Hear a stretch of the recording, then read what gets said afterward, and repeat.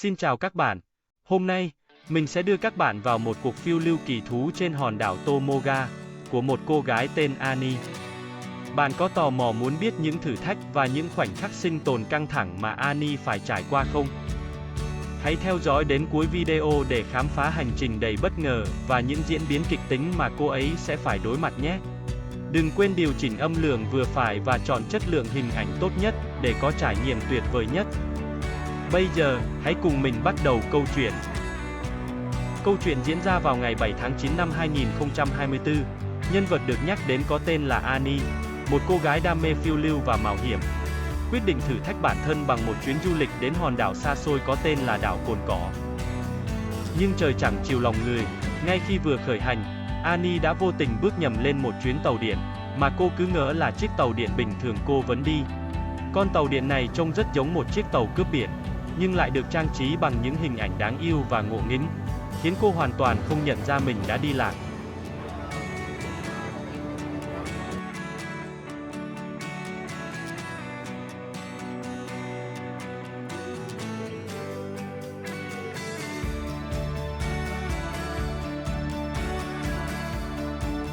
Các biểu tượng dễ thương khắp nơi, làm cô cảm thấy thoải mái.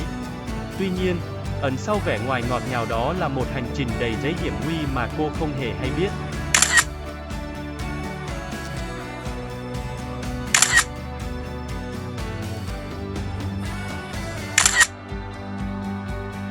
Annie không thể ngờ rằng con tàu điện này sẽ đưa cô vào một cuộc phiêu lưu bất ngờ, nơi mọi thứ không phải lúc nào cũng là trò đùa hay ngộ nghĩnh như vẻ bề ngoài.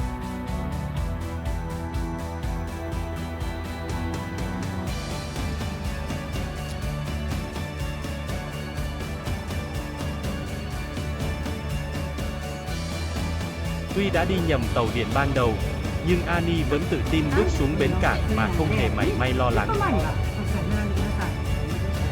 Cảnh đẹp nơi đây đẹp đến mức khiến cô quên mất hành trình thực sự của mình.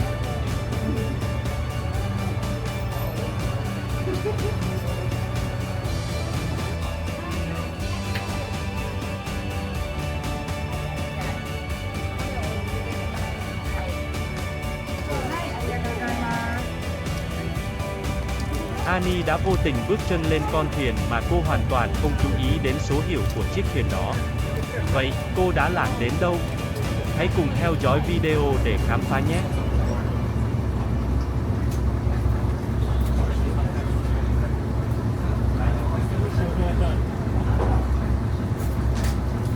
Trời hôm đó rất đẹp, những con sóng nhỏ lăn tăn như những vệt bạc trên mặt biển, trông rất hiền hòa.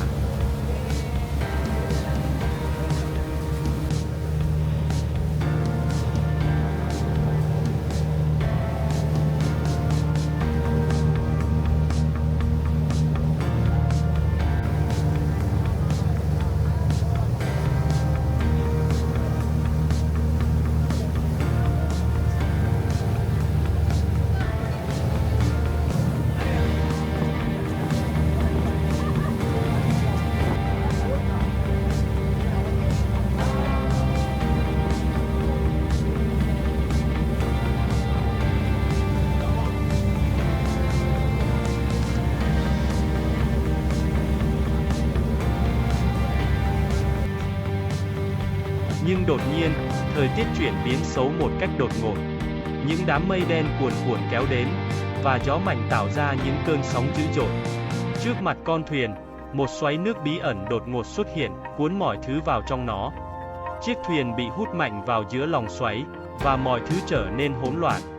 Annie đã không còn nhận thức được không gian và thời gian. Khi choàng tỉnh dậy, Annie mở mắt thì bàng hoàng nhận ra rằng mình không còn ở trên thuyền nữa.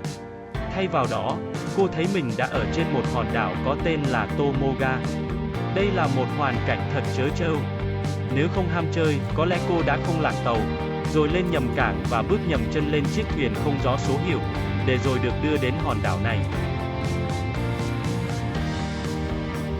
Không có gì trong tay ngoài một chiếc ô, dùng để tránh nắng. Annie đã rơi vào những tình huống dở khóc dở cười. Vậy, sức mạnh thiên nhiên nào đã đưa cô đến đây? Cô có tìm được câu trả lời trên đảo không? Có điều gì trên đảo này? Và cô có trở lại đất liền được không? Từ lúc này, cuộc phiêu lưu của cô mới thực sự bắt đầu. Hãy cùng theo dõi tiếp. Ngay khi vừa bình tĩnh lại, Annie quyết tâm tìm kiếm thức ăn tươi và nước uống thanh lọc. Nhưng với hòn đảo bị biển bao quanh, thức ăn thực sự khan hiếm, cũng như việc tìm được nước sôi 100 độ để nguội, trở thành một nhiệm vụ vô cùng khó khăn. Cô bắt đầu bước đi, len lỏi qua những con đường nhỏ, leo qua những tảng đá treo leo, nhưng vẫn không tìm thấy gì để có thể ăn hoặc uống. Cơn đói và khát càng trở nên dữ dội, Annie tiếp tục đi sâu vào rừng để tìm kiếm. Khi mặt trời lên đến đỉnh đầu, gay gắt chiếu xuống, sức lực cô gần như cạn kiệt, cổ họng khô khốc, Annie leo lên một ngọn đồi nhỏ và bất ngờ trước cảnh tượng tuyệt đẹp trước mắt. Một vùng nước xanh biếc bao quanh hòn đảo. Ít ra thì mình cũng được ngắm cảnh đẹp. Cô tự nhủ và nở một nụ cười nhẹ. Cảnh đẹp trước mắt như tiếp thêm cho cô một chút sức lực để tiếp tục hành trình. Những di tích trên đảo và mặt biển xanh ngát làm cho Annie cảm thấy dễ chịu hơn trong hoàn cảnh khó khăn này. Tuy nhiên, sau một thời gian dài băng qua những bụi cây rậm rạp và leo lên những tảng đá hiểm trở, sức lực của Annie dần cạn kiệt. Đói và khát đã làm cho cô cảm thấy kiệt sức, và cô bắt đầu nghi ngờ liệu mình có thể tìm thấy nước uống trên hòn đảo này không. Khi cô quyết định từ bỏ và nghĩ rằng mình sẽ phải ở lại hòn đảo này mà không có hy vọng tìm thấy nước, thì bất ngờ, cô phát hiện ra một giếng nước bơm cổ xưa. Annie vui mừng đến mức suýt nữa ngã xuống giếng khi cố gắng bơm nước. Nước mát lạnh trào ra, làm cô cảm thấy như đã tìm thấy sự sống. Nhưng niềm vui nhanh chóng tan biến khi cô nhận ra nước ở đây không thể uống được. Vì trên tấm biển người ta viết như vậy. Điều này thật trớ trêu, và trong khoảnh khắc đó, Annie cảm thấy như bị đánh gục hoàn toàn, cô như chết lặng trong khoảnh khắc đó. Sau một thời gian đấu tranh tinh thần, Annie quyết không bỏ cuộc. Cô lại tiếp tục cuộc hành trình. Đi thêm một đoạn, Annie nhặt được một chiếc gậy, có thể dùng để leo lên những vách đá, băng qua những con đường hiểm trở, để khám phá hòn đảo Tomoga, với lòng đầy quyết tâm. Trên đường đi, Annie may mắn biết được rằng Tomogashima là một quần đảo bí ẩn ngoài khơi Wakayama, Nhật Bản. Là điểm đến lý tưởng cho những ai yêu thích lịch sử và thiên nhiên. Hòn đảo ẩn chứa những tàn tích quân sự từ Thế chiến thứ nhất với pháo đài, đường hầm đầy bí ẩn như bước ra từ một câu chuyện cổ xưa. Nó vẫn được bảo tồn đến ngày hôm nay.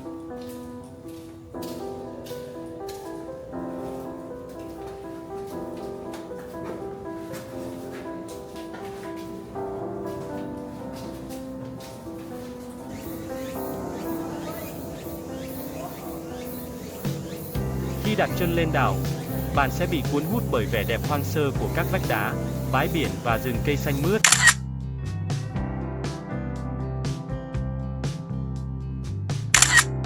Khiến mỗi bước đi là một cuộc phiêu lưu giữa thiên nhiên tĩnh lặng.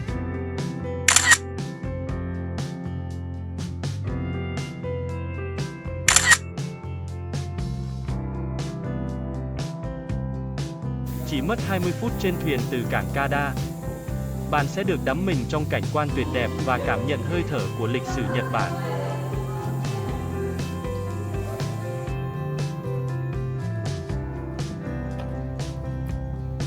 Tomogashima không chỉ là một điểm du lịch, mà còn là nơi gợi lên những câu chuyện và truyền thuyết, để mỗi du khách tự mình khám phá.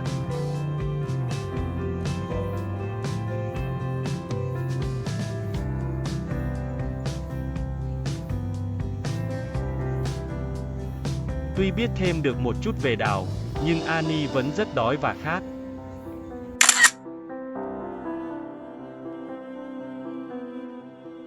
Sau khi đôi chân đã rã rời, không thể bước đi tiếp, cô đứng lặng bên bờ biển, đôi mắt dõi ra xa, tìm chút hy vọng giữa không gian mênh mông. Bỗng nhiên, một ánh sáng nhỏ lóe lên phía chân trời. Đó là một chiếc thuyền đang ở xa xăm, như một điểm sáng yếu ớt trong khoảng không mênh mông. Annie vẫy tay ra hiệu, nhưng chiếc thuyền quá xa, cô không nhận được bất kỳ tín hiệu phản hồi nào. Cô cố gắng hét lên, nhưng cổ họng khô khốc, không phát ra được âm thanh. Cô dùng cành cây và đá ném về phía xa, nhưng sức lực đã cạn kiệt, những nỗ lực của cô chỉ thêm phần vô vọng. Bất ngờ, một làn gió mạnh thổi qua, làm xào xạc các tán lá và khiến chiếc ô của Annie bay lên cao. Chiếc ô lượn một vòng trên không, nhưng cũng chỉ rơi xuống mặt nước gần đó, như một dấu hiệu cuối cùng của hy vọng. Lúc này, mọi thứ dường như chìm trong tuyệt vọng.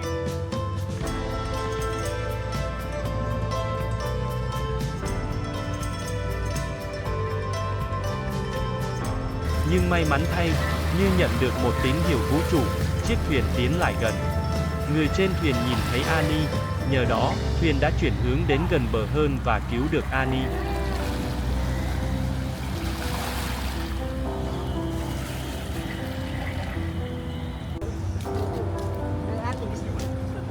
Cô được đưa lên thuyền và trở về đất liền. Một câu chuyện phi logic bất hợp lý ư? Vậy thật sự đằng sau đó, chuyện gì đã xảy ra? Tại sao chiếc thuyền lại tiến về phía hòn đảo? Có phải là nhờ chiếc ô bay lên không? Câu trả lời sẽ được giải đáp ngay sau đây nhé.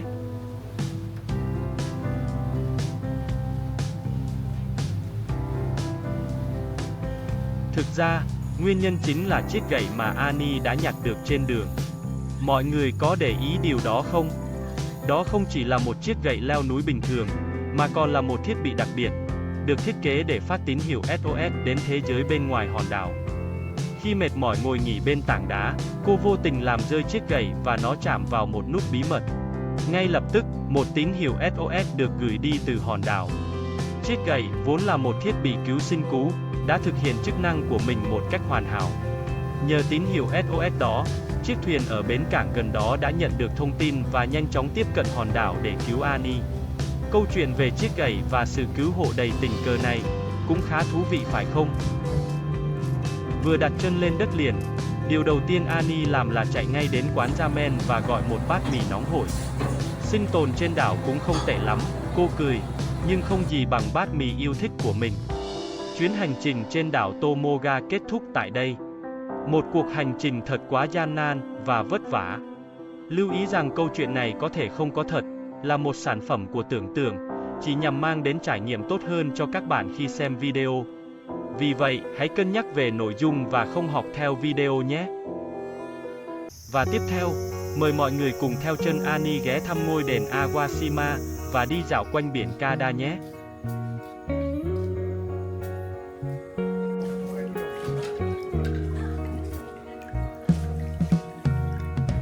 Đền Awashima nổi tiếng với số lượng búp bê khổng lồ, là ngôi nhà của hơn 20.000 búp bê.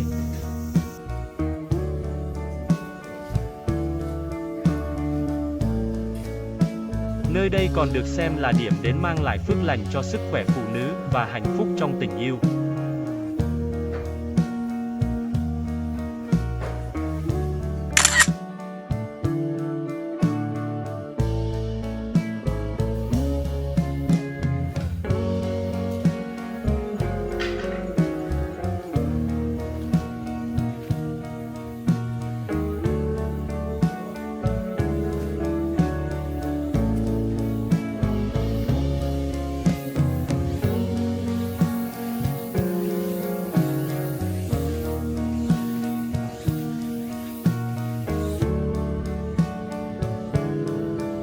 Cảng Kada dẫn lối đến một ngọn hải đăng, điểm hẹn của những người yêu thích câu cá.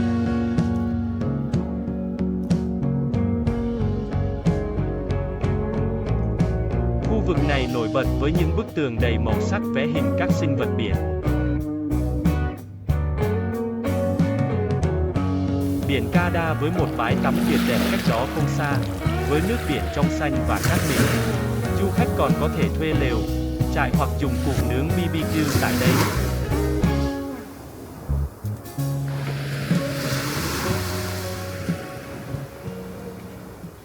Tàu Medetai trên tuyến Kada ở Wakayama là một trong những điểm nhấn đặc biệt của vùng Kansai. Với thiết kế độc đáo lấy cảm hứng từ loài cá tráp, một đặc sản nổi tiếng của Kada. Tàu này có 4 màu chủ đạo: Sachi hồng, Kai xanh nhạt, Nana đỏ và Kashiza đen.